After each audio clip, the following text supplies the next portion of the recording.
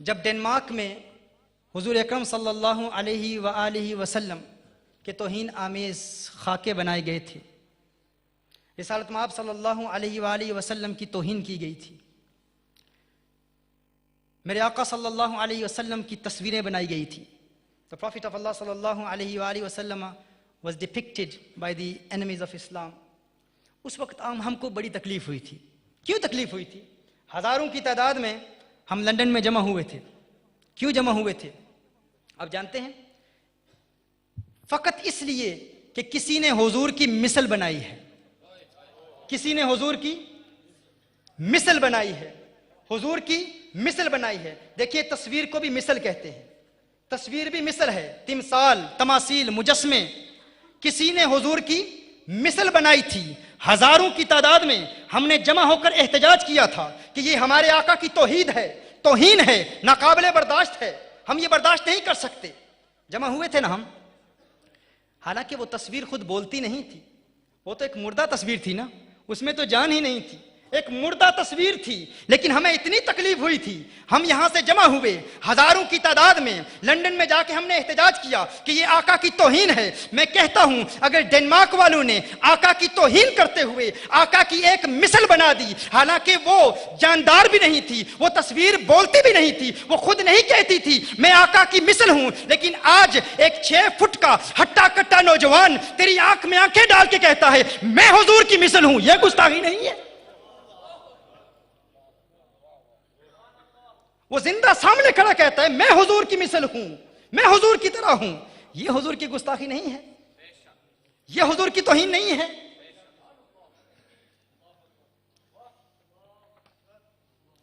لیکن ہم نے دیکھا ہے، خدا کی قسم ہم نے مشاہدہ کیا ہے، وہ لوگ کہ جنہوں نے ان دین دشمن طاقتوں کے لیے، ان دین دشمن عناصر کے لیے رستے ہموار کیے. پہلے انہوں نے کہا حضور ہماری طرح، ہم حضور کی طرح. ہم میں اور حضور میں فرق کیا؟ جب اغیار نے دیکھا، جب دین دشمن طاقتوں نے دیکھا، جب دین دشمن عناصر نے دیکھا کہ یہ ایک نام نہاد مسلمان جو دعویٰ کر رہا ہے کہ مجھ میں اور مصطفیٰ میں فرق نہیں، مصطفیٰ میری طرح، میں مصطفیٰ کی طرح، میں بھی کھاتا ہوں وہ بھی کھاتے ہیں، میں بھی پیتا ہوں وہ بھی پیتے ہیں، میں نے بھی نکاح کیا انہوں نے بھی نکاح کیا، ان کی بھی اولاد میرے بھی اولاد، مجھ میں اور مصطفیٰ میں فرق کیا، مجھ میں اور مصطفیٰ میں حد امتیاز کیا، مجھ میں اور مصطفیٰ کریم میں فرق کیا ہے. جب دین دشمن طاقتوں نے دیکھا کہ ایک کلمہ پڑھنے والا کہہ رہا ہے کہ میں مصطفیٰ کی طرح ہوں، مصطفیٰ میری طرح ہیں، تو انہوں نے کہا اگر تیری تصویر بنائی جائے تو بنائی جا سکتی ہے، تو پھر اگر تجھ میں اور مصطفیٰ کریم میں فرق نہیں ہے، اگر تجھ میں اور مصطفیٰ کریم کی ذات میں کوئی فرق نہیں ہے تو تیری تصویر بنائی جا سکتی ہے تو ان کی بھی بنائی جا سکتی ہے. انہوں نے حضور اکرم صلی اللہ علیہ وسلم کی بھی تصویر بنا دی. اسی طرح ہم نے مشاہدہ کیا، ہم نے دیکھا ایک فرد کے پاس کچھ دین دشمن طاقتوں کی، انہی گستاخوں کی کتابیں گئی، اس نے کتابوں کا مطالعہ کیا، اس نے دیکھا کہ گستاخ کہہ رہا ہے کہ حضور ہماری طرح، ہم حضور کی طرح. اس کے ذہن میں یہ خیال گزرا اگر حضور میری طرح ہیں، میں حضور کی طرح ہوں. پاکستان کا گستاخ تھا، اس نے کتابوں کا مطالعہ کیا، دیکھا ارے حضور میں اور مجھ میں کوئی فرق ہی نہیں ہے. اگر میں حضور کی طرح ہوں، حضور میری طرح ہیں، عالم دین کہہ رہا ہے، قرآن کی آیتیں پڑھ کر کہہ رہا ہے، آیات قرآنیہ کو پیش کر کے کہہ رہا ہے، قل انما انا بشر مثلکم کی باطل تعویلات بیان کر کے کہہ رہا ہے کہ میں حضور کی طرح، حضور میری طرح، مجھ میں اور حضور میں کوئی فرق نہیں. تو اس کے ذہن میں بھی یہ خیال گزرا ہوگا نا اگر مجھ میں اور حضور میں کوئی فرق نہیں، کوئی مجھے گالی دے اسے سزائے موت نہیں دی جاتی، کوئی مصطفیٰ کو گالی دے اسے سزائے موت کیوں دی جاتی ہے؟ اسے بھی خیال گزرا ہوگا نا اگر کوئی مجھے گالی دے اسے سزائے موت نہیں دی جاتی، اگر کوئی مصطفیٰ کو گالی دے اسے سزائے دی جاتی ہے. اس کے ذہن میں یہ خیال گزرا، سوچ میں پڑ گیا ارے یہ کہاں کا انصاف ہے، میرے گستاخ کی سزا موت نہیں، مصطفیٰ کے گستاخ کی سزا موت ہے. فرق کیا ہے مجھ میں اور مصطفیٰ کریم میں؟ فرق کیا ہے؟ اگر فرق نہیں ہے تو سزاؤں میں فرق کیوں ہے؟ اگر فرق نہیں ہے، وہ فرق جاننا چاہتا تھا نا، وہ فرق جاننا چاہتا تھا، فرق پیش کرنا چاہتا تھا، فرق بیان کرنا چاہتا تھا، امتیاز کرنا چاہتا تھا، حد امتیاز تلاش کر رہا تھا، حد امتیاز تلاش کر رہا تھا. ایک خوبصورت جملہ میرے ذہن میں آ رہا ہے، خوبصورت آمد ہو رہی ہے، کھول لیجئے گا دریچہ ذہن. ایک جملہ بھیج رہا ہوں، دیکھتا ہوں کون سنبھالتا ہے خانہ ادراک میں. ایک جملہ بھیج رہا ہوں، وہ کیا کرنا چاہتا تھا؟ حد امتیاز تلاش کرنا چاہتا تھا، فرق پیش کرنا چاہتا تھا. فرق کیا ہے مجھ میں اور مصطفیٰ میں؟ فرق کیا ہے مجھ میں اور مصطفیٰ میں؟ امتیاز کرنا چاہتا تھا. سنا ہے نامی شخص نے حد امتیاز بتا دی، فرق بتا دیا. مصطفیٰ میں اور تجھ میں فرق کیا ہے؟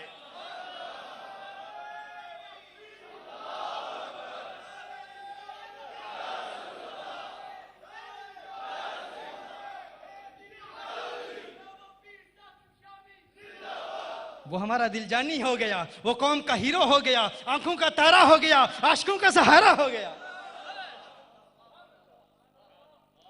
دروازے تم نے کھولے ہیں گستاخیوں کو۔ اور پھر مجھے بڑی حیرت ہوتی ہے، خدا کی قسم بڑی حیرت ہوتی ہے، تم نے پہلے کہا مصطفیٰ ہماری طرح، ہم مصطفیٰ کی طرح، فرق کیا ہے؟ اور پھر دیکھتے ہیں احتجاجی جلوسوں کی قیادت بھی یہی لوگ کر رہے ہیں، احتجاجی جلوسوں کی قیادت بھی یہی لوگ کر رہے ہیں۔ میں نے کہا حضرت تم کیا کر رہے ہو؟ سب سے پہلے گستاخوں کے لیے رستے ہموار تو تم نے کیے تھے نا، گستاخوں کے لیے دروازے تو تم نے کھولے تھے نا، گستاخوں کو موقع گستاخی کا تم نے دیا تھا۔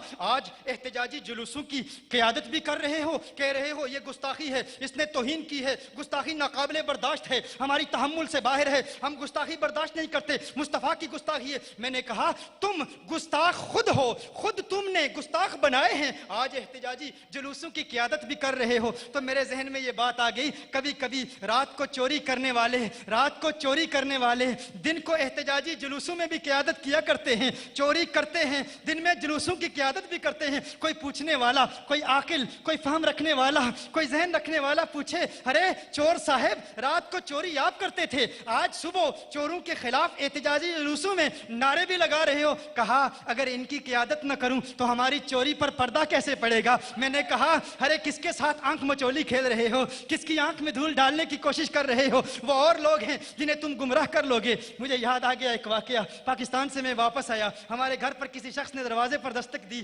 ظاہری صورتحال اس کی ایسی تھی، داڑھی تھی اس کی، جبہ کبا پہنا ہوا تھا، بڑا خوبصورت امامہ پہنا تھا، آنکھ میں سرما تھا، ہمارے بچوں کو دین کی دعوت دینے کی کوشش کر رہا تھا۔ یہ حبیبی حسن سراج شبلی محراب جبار، انہوں نے دروازہ کھولا، کہا کون ہو؟ کہا دین کے دائی ہیں۔ کہا کس لیے آئے ہو؟ کہا بابا فرید الدین گنج شکر کا پیغام دینے کے لیے آئے ہیں، بابا فرید کی تعلیمات سکھانے کے لیے آئے ہیں، خواجہ معین الدین چشتی اجمیری کی تعلیمات کو پھیلانے کے لیے آئے ہیں۔ میں اوپر کمرے سے دیکھ رہا تھا، انہوں نے سمجھا تھا ابھی پاکستان میں ہی ہوں، لیکن میں نے دیکھا یہ لگ رہے ہیں غیر، پتہ چل رہا ہے اغیار ہیں، پتہ چل رہا ہے کوئی مکر و فریب ہے، پتہ چل رہا ہے کوئی چالاکی ہے۔ ارے انہیں کیا لگے بابا فرید الدین گنج شکر سے؟ لیکن بچوں نے اس کو بٹھایا، کمرے میں بٹھایا، میں بھی کمرے کے ساتھ متصل کمرے میں بیٹھ کر ان کی گفتگو سن رہا تھا کہ کیا کہہ رہا ہے۔ کہہ رہا ہے دیکھو بابا فرید الدین گنج شکر کی تعلیمات کو ہم بھی مانتے ہیں، خواجہ معین الدین چشتی اجمیری کی تعلیمات کو ہم بھی مانتے ہیں، بڑے اولیاء ہیں، ان کا بڑا کام ہے، لیکن شرک کے خلاف انہوں نے بہت بڑا کام کیا، بدعات کے خلاف انہوں نے بہت بڑا کام کیا، بدعات کے خلاف انہوں نے جہاد کیا ہے، بدعت کو ختم کیا ہے، شرک کو ختم کیا ہے۔ میں سمجھ گیا اب اس کا چکر کیا ہے، اس کا فریب کیا ہے، یہ کس انداز میں گفتگو کرنا چاہتا ہے۔ یہ جانتا ہے کہ یہ اس گھر میں آیا ہے جس گھر میں جو بچہ پیدا ہوتا ہے اس کی زبان پر پہلی بات ہی بابا فرید کی ہوتی ہے، پہلی بات ہی خواجہ معین الدین چشتی اجمیری کی ہوتی ہے۔ میں اس کے چکر کو سمجھ گیا، میں اس کے فریب کو سمجھ گیا۔ اس نے کہا دیکھو آج بابا فرید کے نام پر بدعات پھیلائی جا رہی ہیں، آج خواجہ معین الدین چشتی اجمیری کے نام پر بدعات پھیلائی جا رہی ہیں۔ اسی وقت میں اس کے انداز تکلم کو دیکھ رہا تھا، اس کے لباس کو دیکھ رہا تھا، چند خوبصورت اشعار ترتیب پائے، چند خوبصورت اشعار بنے، اشعار میں نے لکھ لیے، اس کے سامنے گیا، کھڑا ہو گیا، مجھے دیکھتا ہے، کہتا ہے آپ پاکستان سے کب آئے ہیں؟ کپ کپی تاری تھی، پسینے سے شرابور تھا۔ میں نے کہا میں آیا ہوں تیرے خبر لینے کے لیے آیا ہوں، تو یہاں کیا کر رہا ہے؟ کہتا ہے میں صوفیاء کا پیغام عام کر رہا ہوں۔ میں نے کہا اچھا تو صوفیاء کی تعلیمات پھیلا رہا ہے، تجھے کب سے شوق ہو گیا صوفیاء کی تعلیمات پھیلانے کا؟ میں نے کہا یہ کلام عارفانہ، یہ لباس صوفیانہ، ثاقب کے سامنے نہ چلے گا یہ بہانہ، سنا کہ یہ افسانہ کسی اور کو بہکانا، یہ چال بازیاں تیری ہم جانتے ہیں جانا۔